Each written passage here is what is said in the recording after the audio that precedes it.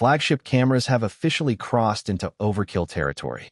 Their spec sheets are overflowing, their price tags are soaring, but out on the street, do you actually need all of that? Nikon has been quietly resetting what a $2,000 full-frame camera should be. But if you had to pick just one camera setup to sling over your shoulder every single day as your ultimate everyday carry, which one actually wins? Welcome back to TECH VANTA. Today, we're hitting the streets with three heavyweights: the Nikon Z5 II, the retro-styled Nikon Zf, and the video-first Nikon ZR. And to make things interesting, we're pairing every single one of them with a different 40mm prime lens. Let's dive in. When you're out on a day off documenting your hometown, handling is everything. And this is where the decision gets tricky. The Z5 II easily takes the crown for raw ergonomics. The grip feels substantial, reminiscent of the Z6 III, but honestly, even better because almost every critical control is grouped on the right side. You can adjust your shutter, aperture, and ISO on the fly without taking your left hand off the lens. Add in robust in-body image stabilization and quick-reach custom function buttons, and it just gets out of your way. Now, compare that to the Nikon ZR. Its flat, boxy shape is by far the easiest to slide into a camera bag. But ergonomic controls? It takes a set-it-and-forget-it philosophy. Fewer custom buttons and a harder-to-reach joystick mean relying heavily on continuous AF 3D tracking. But that massive 4-inch LCD screen? Absolutely daylight viewable and incredible for framing. Then you have the Zf.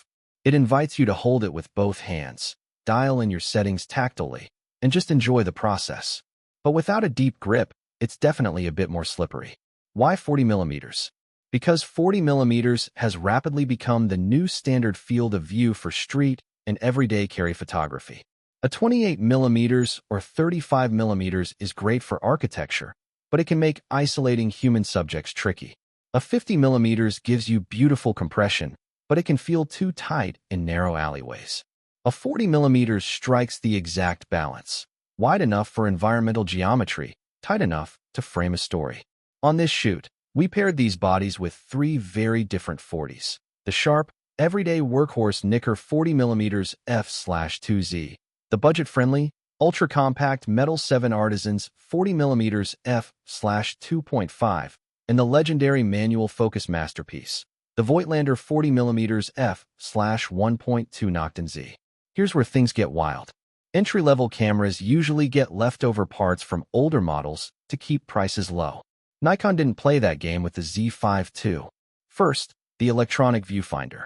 While the Zf features a solid EVF, the Z5 II pushes out a staggering 3,000 nits of peak brightness.